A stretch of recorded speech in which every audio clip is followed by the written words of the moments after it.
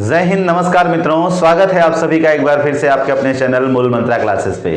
तो प्यारे बच्चों, आज हम आपके लिए फ्यूचर के टेंस के बारे में बात करने के लिए आए हैं कि फ्यूचर टेंस किस तरीके से हमें समझना होगा, किस तरीके से फ्यूचर में एक एक क्लास किस तरीके से आता है, किसमें कौन सा हेल्पिंग वर्ब होता है, कौन सा मेन वर्ब होता है, एक एक चीज बहुत ही प्यार से हम लोग डिस्कस करेंगे। आइएगा हम लोग स्टार्ट करेंगे सबसे पहले फ्यूचर का इंडेफिनिट। फ्यूचर के इंडेफिनिट को समझते हैं कि फ्यूचर के इंडेफिनिट में क्या आपका हेल्पिंग वर्ब क्या होता है, मेन वर्ब क्या होता है। मैंने आपको बताया था सिर्फ दो चीजों पे ध्यान दीजिएगा। सेंटेंस में अगर आप हेल्पिंग वर्ब पहचान गए और दूसरा अगर आप मेन वर्ब पहचान गए तो टेंस पहचानना जान जाएंगे। तो सबसे पहले बात करेंगे फ्यूचर के इंडेफिनिट की। फ्यूचर के इंडेफिनिट में आता क्या है? एक तो आता है आपका विल, दूसरा आता है आपका शैल, और मेन वर्ब का कौन सा फॉर्म आएगा? फर्स्ट फॉर्म आएगा। मेन वर्ब का कौन सा फॉर्म आएगा? फर्स्ट फॉर्म आएगा।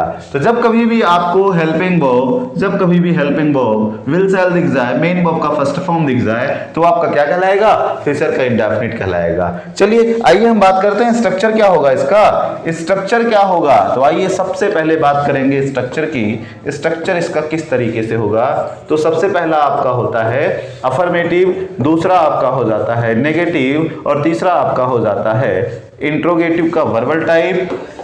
क्या हो जाता है? इंट्रोगेटिव का वर्बल टाइप, और चौथा आपका हो जाता है WS टाइप। तो प्यारे मित्रों, ध्यान से समझिएगा स्ट्रक्चर कैसे बनेगा। जब कभी भी आपको विल शैल दिख जाए, तो सब्जेक्ट लगाते हैं, फिर आपका या तो विल आएगा या तो शैल आएगा। उसके बाद मेन वर्ब का हमेशा इसके बाद क्या आएगा? फर्स्ट फॉर्म आएगा। देन आपका क्या आ जाएगा? ऑब्जेक्ट आ जाएगा। इस तरीके से बने हुए स्ट्रक्चर को हम लोग अफर्मेटिव कहते हैं। नेगेटिव कैसा बनेगा? सब्जेक्ट आएगा, विल या शैल आएगा, इसके बाद आपका नॉट लगेगा, नेगेटिव वर्ड जो कि है, फिर आपका मेन वर्ब का फर्स्ट फॉर्म आ जाएगा, और उसके बाद ऑब्जेक्ट आ जाएगा। इस तरीके से बने हुए स्ट्रक्चर को हम लोग क्या कहते हैं? नेगेटिव का स्ट्रक्चर कहते हैं। किसी को कोई समस्या है इतने में? चलिए वर्बल टाइप में बात करते हैं। वर्बल टाइप में विल शैल आपका सबसे पहले दिख जाता है। क्या दिख जाता है? विल शैल सबसे पहले दिख जाएगा, और आपका फिर सब्जेक्ट आएगा, फिर आपका मेन वर्ब का फर्स्ट फॉर्म आएगा, और फिर आपको ऑब्जेक्ट दिखेगा। इस तरीके से बने हुए स्ट्रक्चर को हम लोग क्या कहते हैं? वर्बल टाइप कहते हैं।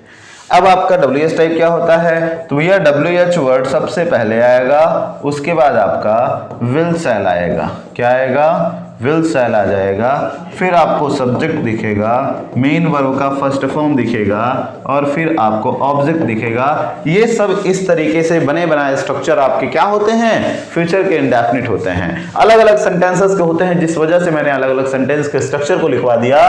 पहला मैंने अफर्मेटिव लिखाया, दूसरा नेगेटिव लिखाया, तीसरा वर्बल टाइप लिखाया, चौथा WS टाइप लिखाया। तो आइएगा एक एक चीज हम बहुत बेहतरीन तरीके से समझते हैं कि विल कहां यूज करेंगे, शैल कहां यूज करेंगे। सबसे पहले इसको समझिएगा। तो विल शैल कहां पे यूज करते हैं ये समझिए।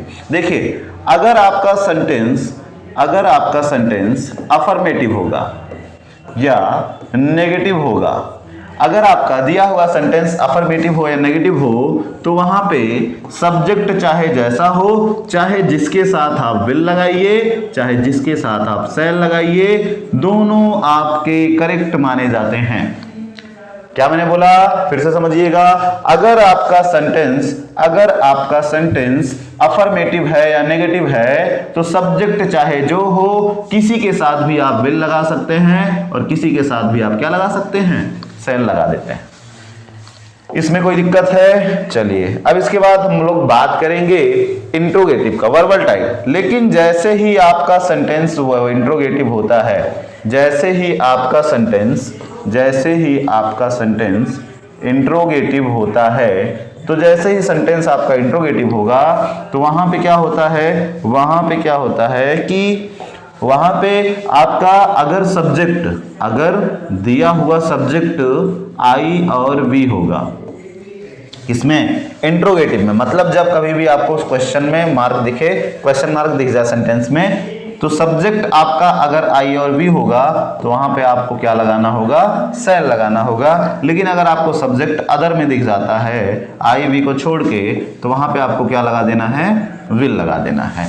ये पूरा रूल होता है। मतलब अगर आपका सेंटेंस अफर्मेटिव है तो आपको कोई बाउंडेशन नहीं है, अगर अफर्मेटिव है तो कोई बाउंडेशन नहीं है। मतलब यहाँ पे देखिए अफर्मेटिव नेगेटिव है तो इसमें कोई बाउंडेशन नहीं, किसी के साथ विल लगा दीजिए, किसी के साथ सेल लगा दीजिए, मतलब ये बिल्कुल करेक्ट है। लेकिन दूसरे में देखिए इंट्रोगेटिव में देखिए, यहाँ पे देखिएगा सब्जेक्ट आपका देखिएगा अगर आई और बी हो जाएगा तो वहां पे सेल लगाएंगे, ये एकदम मैंडेटरी है, कहीं ना कहीं एकदम अनिवार्य है, इस चीज को हम लोग गलत नहीं कर सकते हैं। बाकी अदर कोई दिख जाता है तो वहां पे क्या लगा सकते हैं, विल लगा सकते हैं। चलिए कुछ लोग कहते हैं आई और बी के साथ हमेशा सेल लगता है, लेकिन ऐसा नहीं होता है, उसके साथ विल भी लग जाता है। जैसे मैं एक एग्जांपल बताता हूं, एक एग्जांपल मैं आपको अगर देता हूं यहां पे, तो उस एग्जांपल को ध्यान से समझिएगा। जैसे मैंने आपसे कह दिया I will try to my best. अगर यही रूल हो जाता कि बताइए यहां पे आपका आई के साथ विल क्यों आया, क्योंकि आपने तो ऑलरेडी कोई टीचर और दूसरा पढ़ा दिया कि आई के साथ सेल, आई और बी के साथ हमेशा सेल लगाते हैं, बट जो कि ऐसा कुछ रूल ही नहीं होता है। रूल होता है अफर्मेटिव और नेगेटिव में अगर है तो सब्जेक्ट कैसा भी हो, किसी के साथ विल लगाइए, किसी के साथ सेल लगाइए। इसका मतलब है यहाँ पे जो विल लगा है ये भी करेक्ट है, अगर हम लोग सेल लगा देंगे तो ये भी करेक्ट माना जाएगा। क्यों? क्योंकि हमारा सेंटेंस अफर्मेटिव में है। लेकिन यही सेम सेंटेंस देखिए, अगर यही सेम सेंटेंस यहां लिखते हैं, आगे मैंने गैपिंग किया और यहां पे लिखा I try to my best. अगर मैंने ये चीज लिखा और यहां क्वेश्चन मार्क लगा दिया और ऑप्शन में है विल या सेल, तो आप बताइए कौन सा ऑप्शन क्लिक करेंगे। मैंने आपको क्या बोला, अगर सेंटेंस आपका इंट्रोगेटिव है तो सब्जेक्ट अगर आई और बी होगा तो उसके लिए हमेशा क्या लगाना है, आपको सेल लगाना है। तो इसका मतलब यहाँ पे आप क्या लगा देंगे, सेल लगा देंगे। यहाँ पे आई, यहाँ पे विल आप नहीं लगा सकते हैं। तो बस यही तरह कॉन्सेप्ट होता है। इस तरीके से आपका पूरा प्रेजेंट इंडेफिनिट का स्ट्रक्चर हो जाता है। जब हम लोग फ्यूचर में बात करते हैं किसी चीज की तो फ्यूचर इंडेफिनिट की इस तरीके से स्ट्रक्चर हो जाएगा। अब ये तो हो गया फ्यूचर के इंडेफिनिट की। अगर फ्यूचर कंटिन्यूअस की बात करें तो फ्यूचर कंटिन्यूअस क्या होता है, फ्यूचर कंटिन्यूअस को समझ लीजिएगा आप लोग। चलिए इसी तरीके से हम लोग फ्यूचर कंटिन्यूअस को समझते हैं। दूसरा आपका